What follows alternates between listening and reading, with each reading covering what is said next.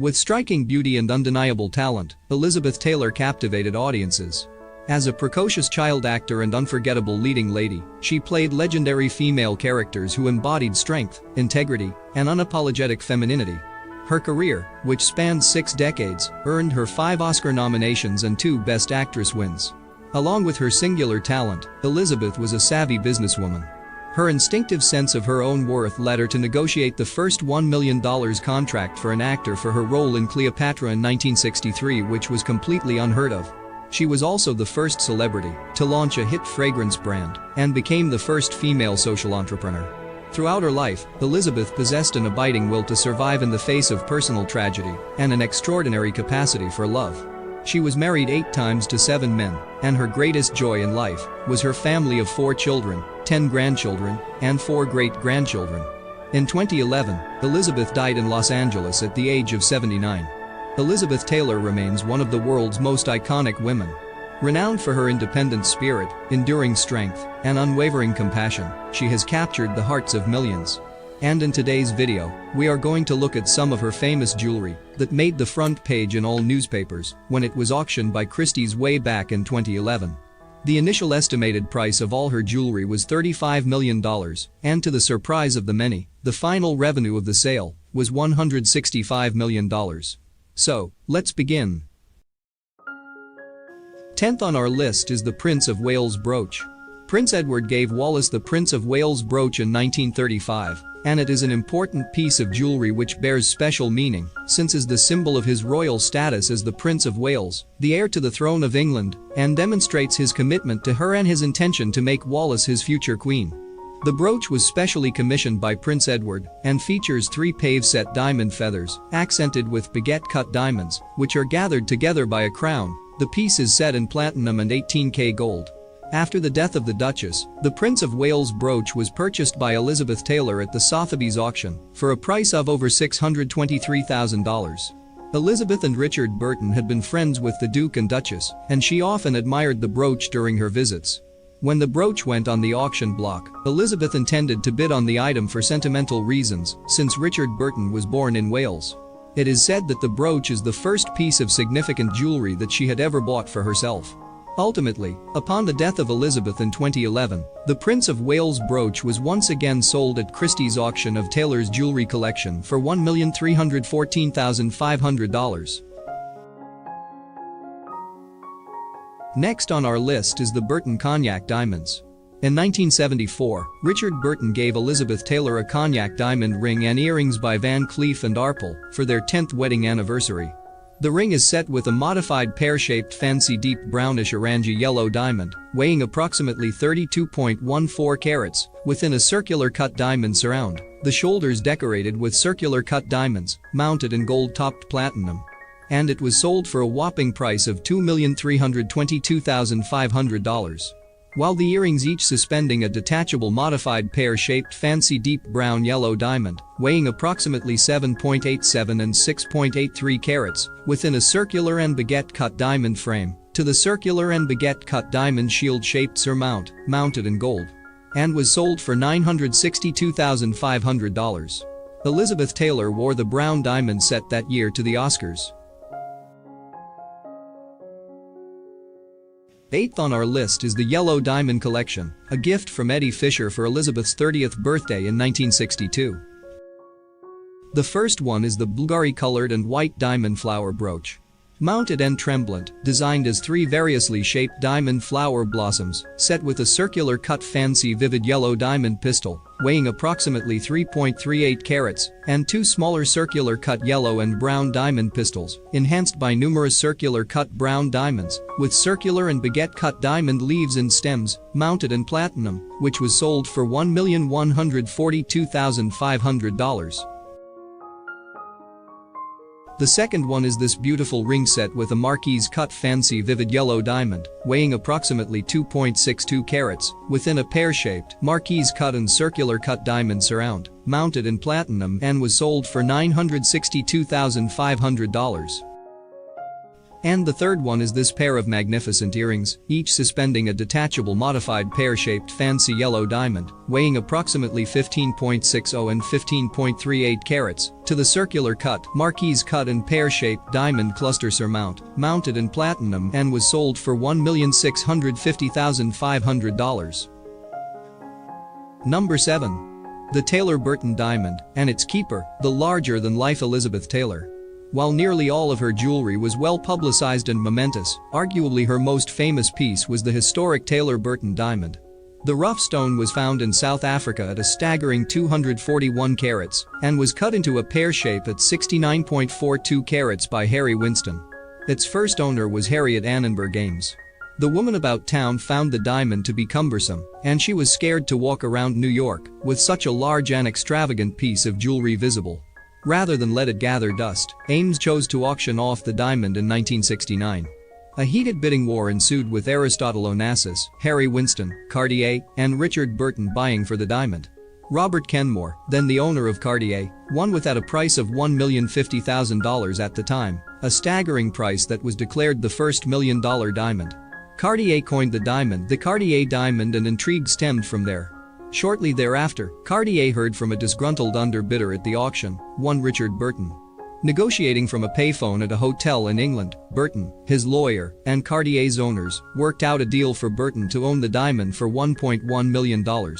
Burton was supposedly overheard telling his lawyer, "I don't care how much it is, go and buy it." In return for the ownership transfer, Burton would allow Cartier to display the diamond in Chicago and New York. These exhibits attracted over 6,000 people a day to view the storied stone, a display of excess which the New York Times looked down upon. 3 armed guards, 2 of which were decoys to throw off potential thieves, flew with the diamond from New York to Italy. Due to its gargantuan size, Taylor commissioned Cartier to turn the ring into a more wearable necklace. Taylor debuted the glittering stone at Princess Grace's 40th birthday party.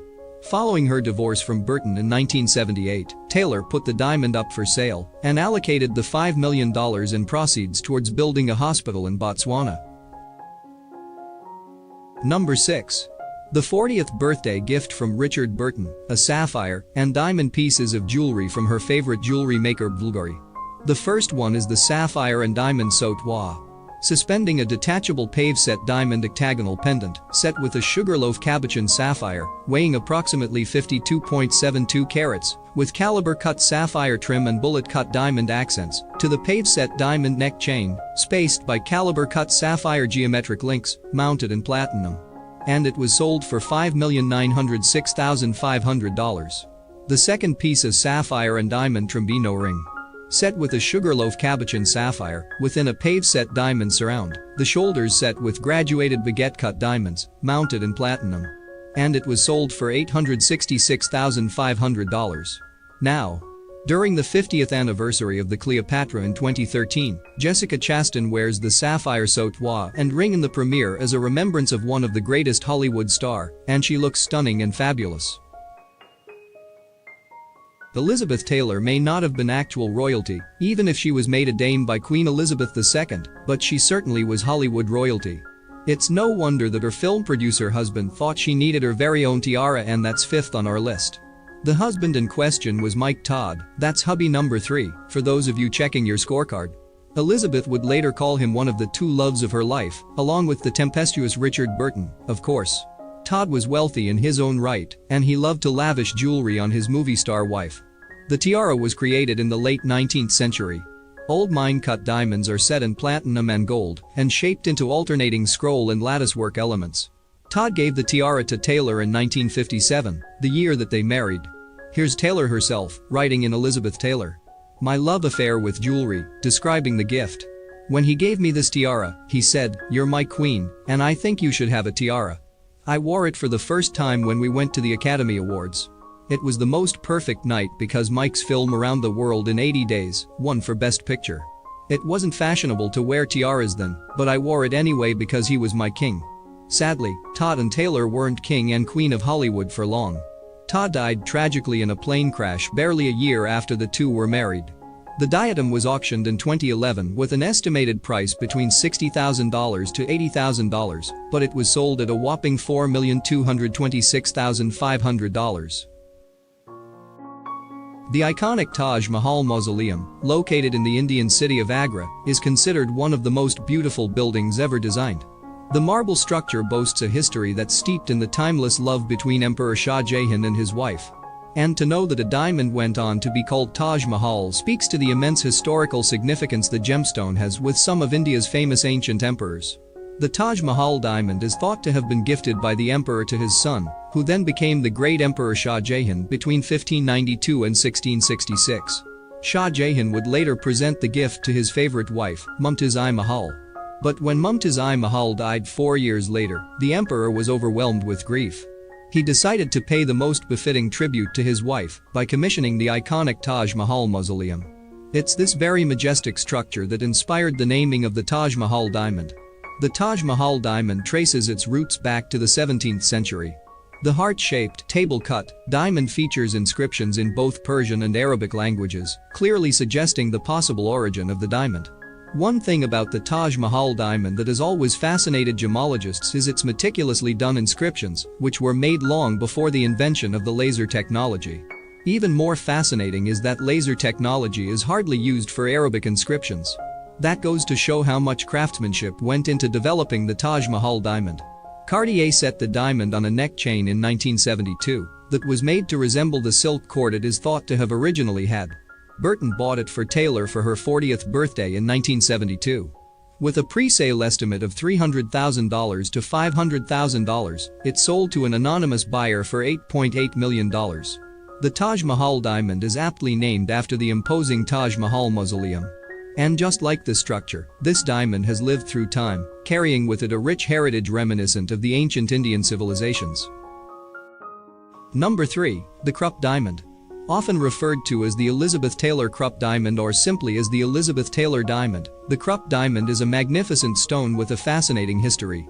One of several significant diamonds owned by Elizabeth Taylor, the Krupp Diamond is Astor cut, with a fairly large coulant facet that indicates it was probably cut before the 1920s. Like the Koh-i-Noor and the Archduke Joseph diamond, the Krupp diamond is believed to have originated in the Golconda region, as it is a Type 2A, with exceptional optical transparency. The diamond got its original name from the Krupp family. It was sold to Richard Burton and Elizabeth Taylor as part of the estate of Vera Krupp, second wife of Alfred Krupp. She passed away in 1967, and the diamond went to its new owners in May of 1968. Burton purchased it at auction for a price of $307,000 and presented it to Taylor on board their yacht while moored on the River Thames in London. The Krupp diamond can be seen in countless photos of Elizabeth Taylor, who wore it in a ring and called it her favorite piece.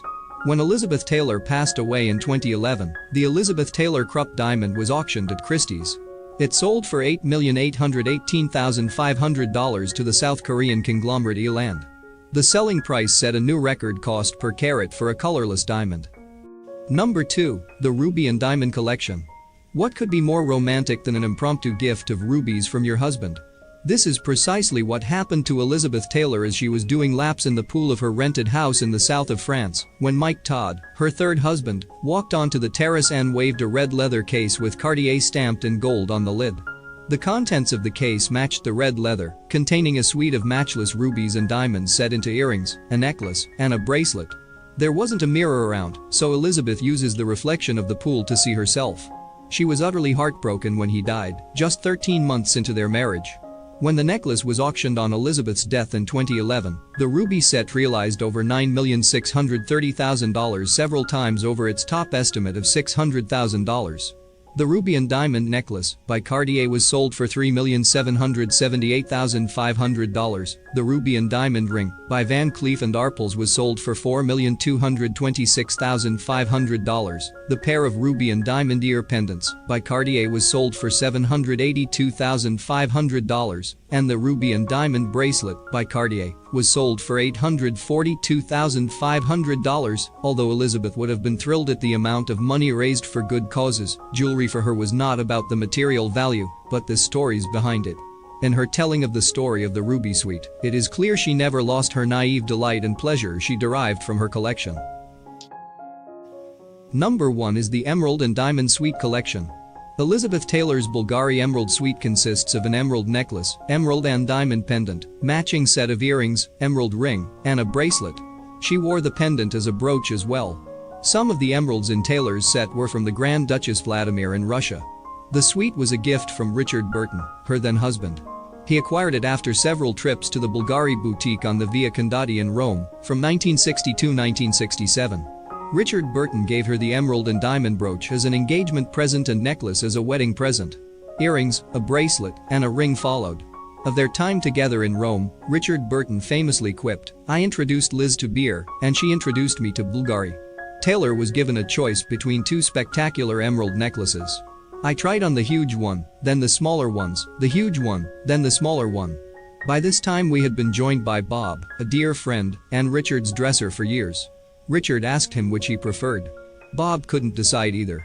"I tried them one more time and said, 'Richard, I think I like the smaller one.' Bob said, 'Mr. B, you can hardly get girls like that no more.'" The complete set was sold for a combined price of approximately $23 million.